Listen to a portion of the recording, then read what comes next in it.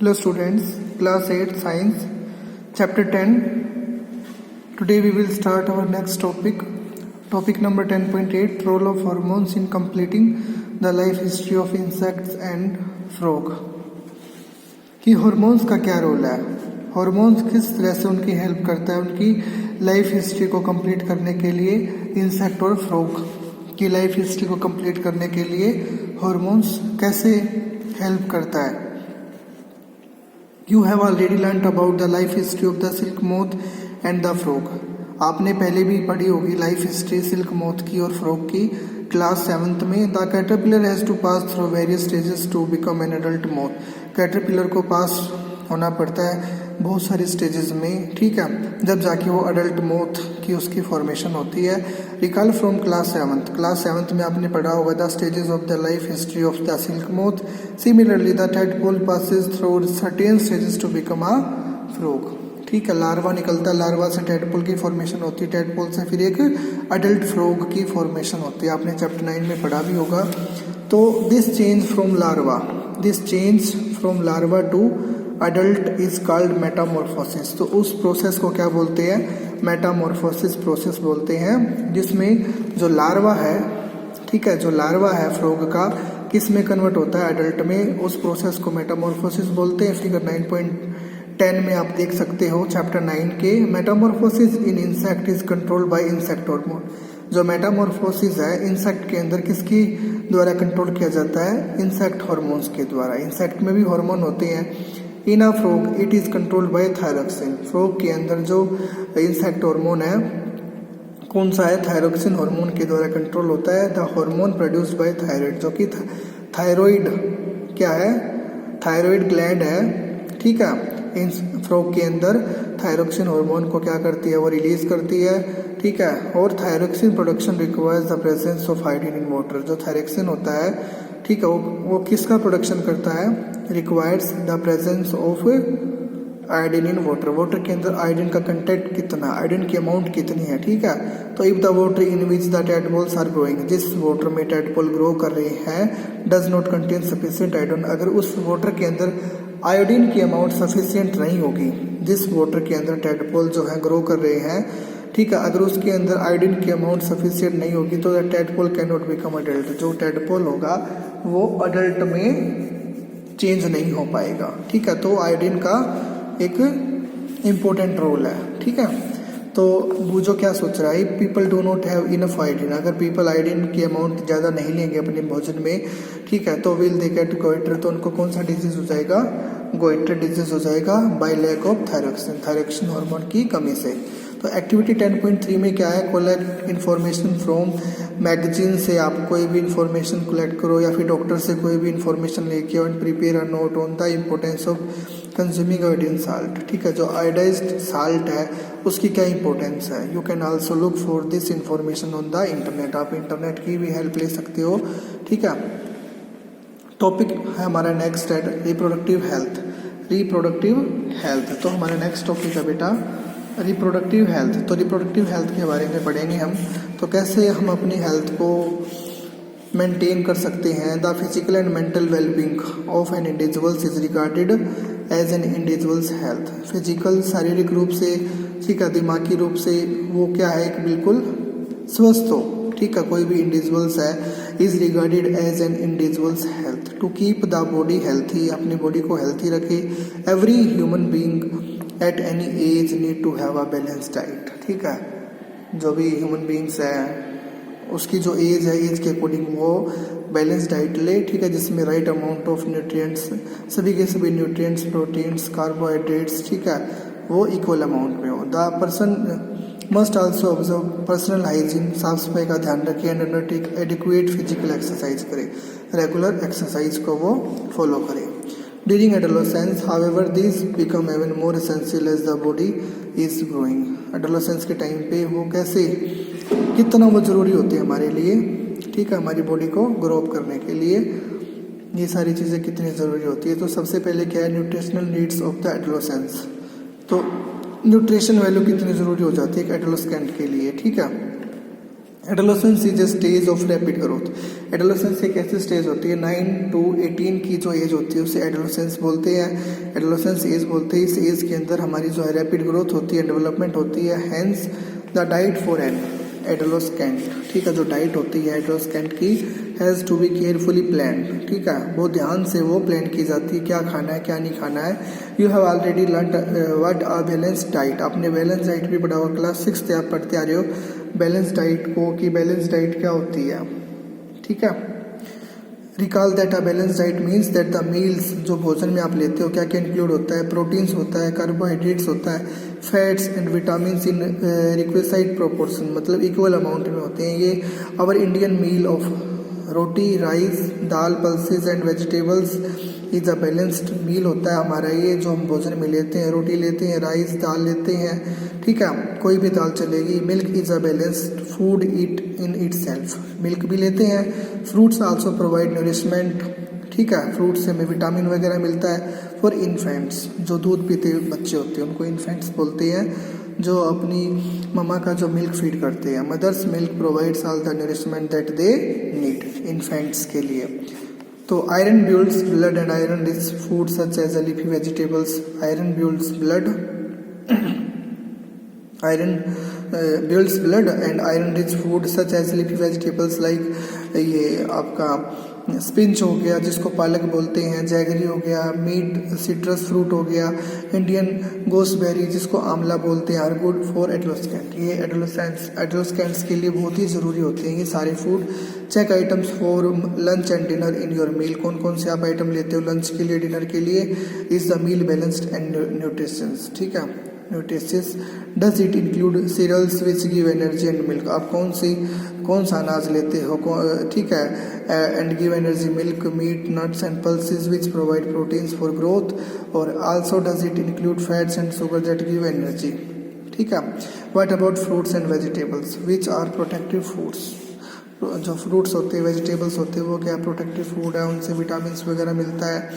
Chips and packed और tin snacks वगैरह आते हैं, कुरकुरे चिप्स आता है, तो वेरी टेस्टी होते हैं। Should never replace regular meals, ये मतलब टेस्टी तो होते हैं लेकिन इसको कभी कभार खाना चाहिए। Never replace regular meals as they do not have adequate nutrition value, क्योंकि इनके अंदर न्यूट्रिशन वैल्यू इतनी ज़्यादा नहीं होती है जितनी हमारे जो फ्रूट्स वगैरह होते हैं, लीफी वेजिटेबल्स होती हैं, उनके अंदर जो न्यूट्रिशन वैल्यू होती है वो बहुत ज़्यादा होती है, ठीक है।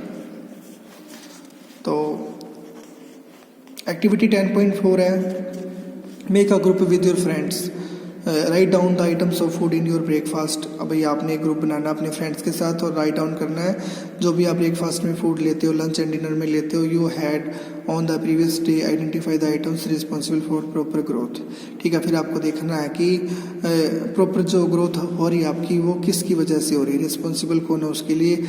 Also identified the junk food that you consume the previous day, उसको भी आइडेंटिफाई करना है, जैसे चाउमीन, बर्गर जो भी आपने ईट किया है, ठीक है, उसको भी आपने उसमें ऐड करना है। तो एक्टिविटी 10.5 है, get idea from the pictures given in figure 10.6, prepare chart और poster and paste them in the class so that you are aware of the diet. आपने एक ऐसा पोस्टर बनाना है और क्लास में स्टिक करना है उसको, ताकि आप अवेयर हो उसके डाइट के अकॉर्डिंग, कि भाई आपने जागरूक हो उसके आपने कौन सी डाइट लेनी है एडोलेसेंट के लिए। यू में मतलब जो आपकी एज एडोलेसेंट है आप, ठीक है, तो एडोलेसेंस के टाइम पे आपने कौन सी डाइट लेनी है जिसके प्रति आप अवेयर हो जाए।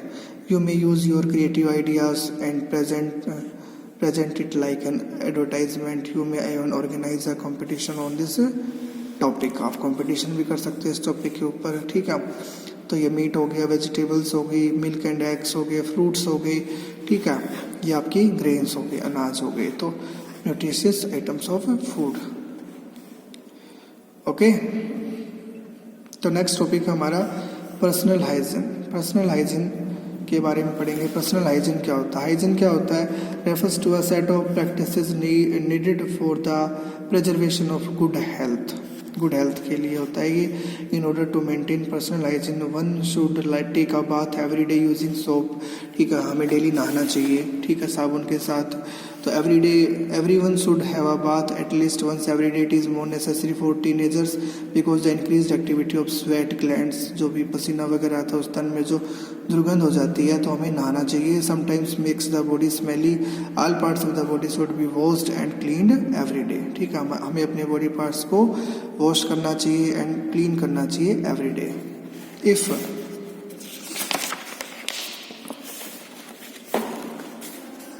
If cleanliness is not maintained there, अगर आप सफाई का ध्यान नहीं रखोगे तो chances of catching bacterial infection, जो बैक्टीरिया से जो डिजीज हो जाते हैं वो उनका जो चांस है वो बहुत ज़्यादा हो जाएगा. ठीक है, मतलब बैक्टीरियल इन्फेक्शन होने का खतरा ज़्यादा हो जाएगा आपकी बॉडी पे. Girls should take special care of cleanliness during the time of menstrual.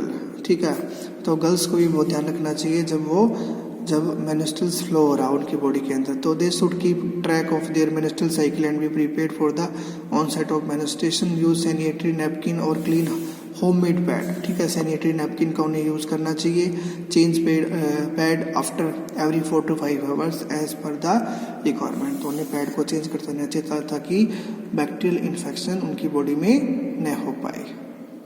तो नेक्स्ट है फिजिकल एक्सरसाइज करनी चाहिए हमें. Walking and playing in fresh air keep the body fit and healthy. हमें अपनी बॉडी को फिट रखना चाहिए, हेल्थी रखना चाहिए. प्लेइंग खेलना चाहिए. ठीक है, फ्रेश एयर में वॉक करनी चाहिए. All young boys and girls should take walk exercise and play outdoor games. घरों से बाहर खेलना चाहिए, एक्सरसाइज करनी चाहिए. ठीक है, वॉक करनी चाहिए. और एक कुछ इसमें ब्रैकेट में मिथ्स दे रखे हैं, टैबूज दे रखे हैं, डू एंड डोंट. क्या करना चाहिए, क्या नहीं करना चाहिए. You have learned here and from chapter 9th the scientist fact related to human reproduction. कौन कौन से फैक्ट हैं.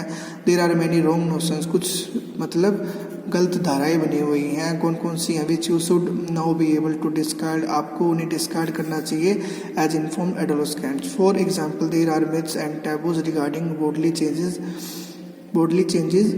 changes that adolescents experiences. some of these are given below and you can now argue why these are myths and not fact. 3 है ये. A girl becomes pregnant if she looks at boys during menstruation. क्या कोई लड़की है वो pregnant हो जाएगी अगर किसी लड़के को देखेगी मेंस्ट्रुएशन के टाइम पे. ये बिल्कुल गलत है. नहीं, ऐसा कुछ नहीं होता. The mother is responsible for the sex of her child. No, mother responsible नहीं होती बल्कि फादर रिस्पॉन्सिबल होता है, क्योंकि मदर के पास तो सिर्फ एक्स क्रोमोसोम्स होते हैं और फादर के पास कौन से होते हैं, XY क्रोमोसोम्स होते हैं. तो मदर रिस्पॉन्सिबल नहीं होगी sex of her child. Third है, a girl should not allowed to work in the kitchen during menstruation. क्या किसी गर्ल को काम नहीं करना चाहिए किचन में जब वो मेंस्ट्रुएशन फ्लो हो रहा है उसकी बॉडी के अंदर. नहीं, ऐसा बिल्कुल गलत है. You may come across many other myths and taboos, discard them. बहुत सारी ऐसी अफवाहें हैं, ठीक है, झूठ है, जिसे आपको डिस्कार्ड कर देना चाहिए. तो एक्टिविटी 10.6 है, collect data on the number of children in your class. आपकी क्लास में कितने बच्चे हैं. हु एक्सरसाइज रेगुलरली, जो एक्सरसाइज करते हैं daily, and who do not exercise regularly, जो नहीं करते हैं उनका भी नाम लिखना चाहिए. Did you notice any difference in their fitness and health. अब 2 तरह के बच्चे हैं, जो डेली एक्सरसाइज करते हैं, जो डेली एक्सरसाइज नहीं करते. तो उनमें डिफरेंस देख रहे हैं उनकी बॉडी में कि उनकी बॉडी कितनी फिट एंड फाइन है. Did you notice and difference in their fitness and health. Prepare a report on the benefits of regular exercise. और रेगुलर एक्सरसाइज का एक चार्ट क्लास में लगाना चाहिए जिससे आपको उसके फायदे मिल सके. से नो टू ड्रग्स. हमें ड्रग्स नहीं लेना चाहिए. Adolescence is a period of much activity in the body and mind which is a normal part of growing up. ठीक है, इस एज में मतलब ऐसा कुछ होता है कि भी ड्रिंक वगैरह या फिर स्मोकिंग वगैरह ऐसा करने को मन करता है बच्चे को. So do not feel confused और insecure if anybody suggest that you will get relief if you take some drugs. कि भी आपको चैन मिलेगा, ठीक है, आपको रिलीफनेस मिलेगी अगर आप कुछ ड्रग्स लोगे. Just say no unless prescribed by the doctor. Drugs are addictive होते हैं. ठीक है, एक बार इनको लेने लग गए तो ये आप इनके आदी हो जाओगे, एडिक्टिव हो जाओगे, एडिक्ट हो जाओगे. If you take them once you feel like taking them again and again. अगर आपने एक बार ड्रग्स को लिया तो आपका बार बार मन करेगा again and again. They harm the body. Body को बहुत नुकसान पहुंचाते हैं इन द लॉन्ग रन. ठीक है, लंबे समय के लिए they run health and happiness. जो हमारी हेल्थ हैप्पीनेस को बिल्कुल ये बर्बाद कर देते हैं। ड्रग्स नहीं लेने चाहिए। You must have heard about AIDS, आपने एड्स के बारे में सुना होगा। एड्स जो डिजीज़ है which is caused by the dangerous virus HIV, ठीक है, ह्यूमन इम्यूनोडेफिशिएंसी वायरस।